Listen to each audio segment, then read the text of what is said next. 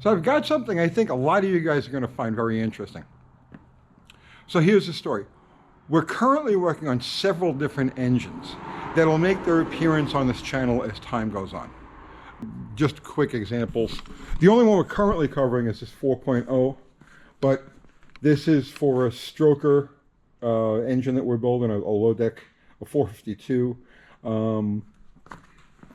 This is another slant over here, and I don't want to talk about what we're going to do with this one yet, but that's there. We've got this slant that's going to be a hypermiler project. That's a 170.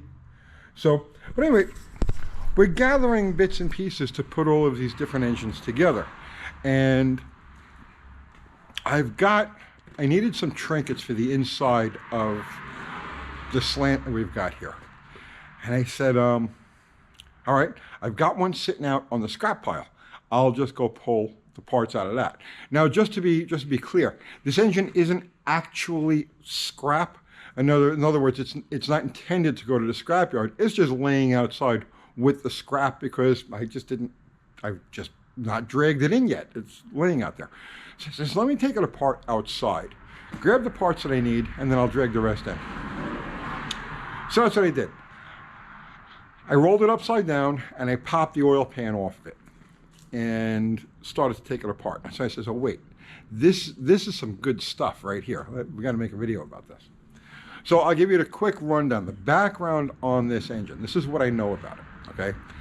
It was pulled from a Plymouth Valiant that at one point, 71 Plymouth Valiant, that at one point was used as a pharmacy delivery vehicle.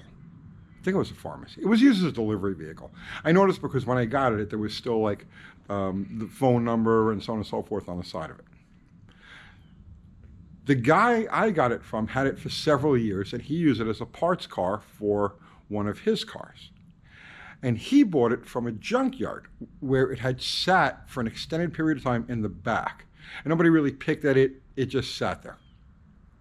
So, what I can deduce from the history of this engine is that it was in service, regular service, delivery vehicle and whatnot, up until sometime around the middle to late 1980s.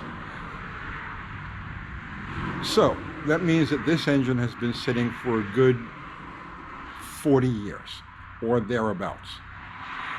So what makes this thing interesting is that one of the most popular types of video on YouTube are the revivals. You know, will it run? So, you know, people go out into a field and they crank an engine over and they try to get it running and drive it home or whatever. And all of the steps and the conditions outside the engine are always very well documented.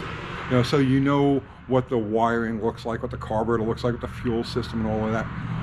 But just due to the nature of that type of video, you never really get to see what the inside of this engine, when an engine's been sitting for 20, 30, 40, 50, 60, 80 years, what does it actually look like inside when you crack it apart? Well, that's the beauty of this. This engine's been sitting for approximately 40 years since it last ran. And I have just cracked the pan off of it. And having taken apart, God only knows how many engines over the decades, this one is so typical. It's like, it looks exactly like I expected it to look. The top half of the engine is rusted solid. The pistons are frozen in the bores. I mean, they'll have to be like destroyed to get them out. The cylinder walls are going to have to be bored. You know, if the block is even savable, I don't know. I haven't gotten that far yet.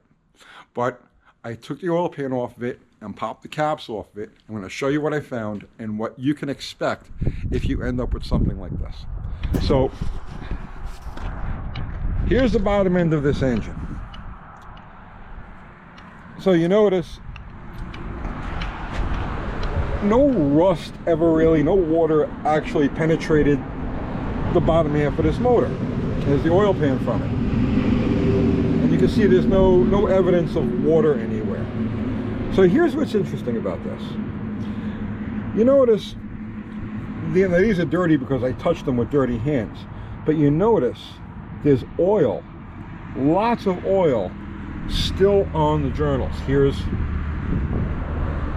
a cap. Now a lot of people are worried when they go to start an engine that's been sitting for a long period of time, They worry that, here, look at this. Look how much oil is on there.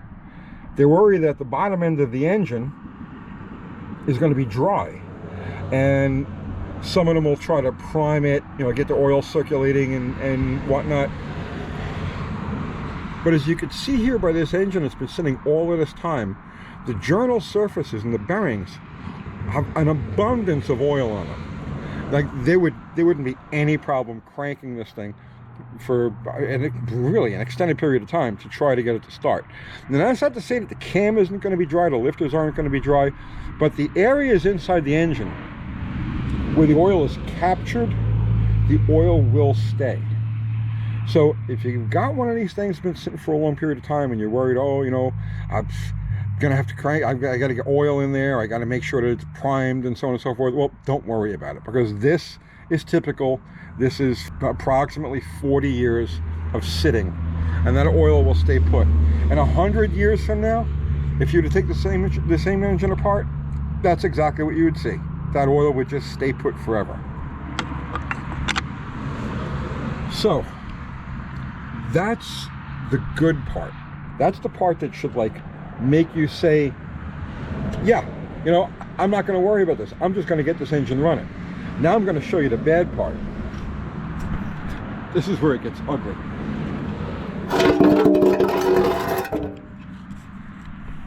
Here is the oil pan off this engine.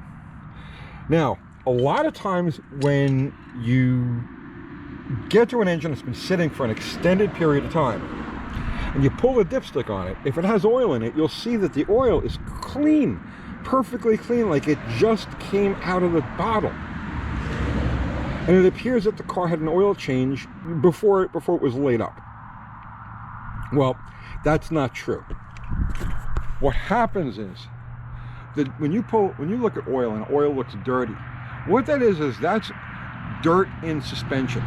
That's carbon, that's all of the different byproducts from the combustion process that get past the rings, you know, blow by. All of it gets into the oil, and the filter doesn't take it out. The filter only takes out chunks. The filter doesn't take out the small, the micro particles that just end up in suspension in the oil. And the oil will hold it in suspension for a very long period of time. It'll hold it in suspension for a year, 2 years, 3 years. But over time, and with all of the heating and cooling, you know, in winter and summer and all the different conditions, over time the oil will release those particles. And those particles will all drift to the bottom of the pan. So you've got an engine, let's just say this engine was parked 30 years ago, and it had filthy, black, disgusting tar oil in it. Well, now, if you pull the dipstick on it after it's sat for a period of time, that oil is going to be golden, perfect, beautiful, like nothing ever happened. All of the stuff that was in the oil, suspended in the oil, ended up in the oil pan. So here's what you get.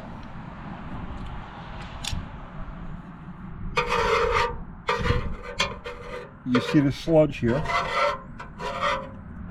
Now this one is not that bad. I have seen a lot worse than this.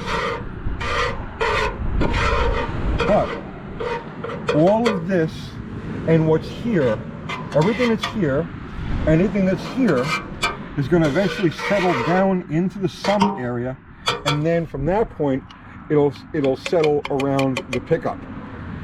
So at some point, if you don't take steps to reduce or eliminate this tar, this sludge, it will eventually clog the pickup.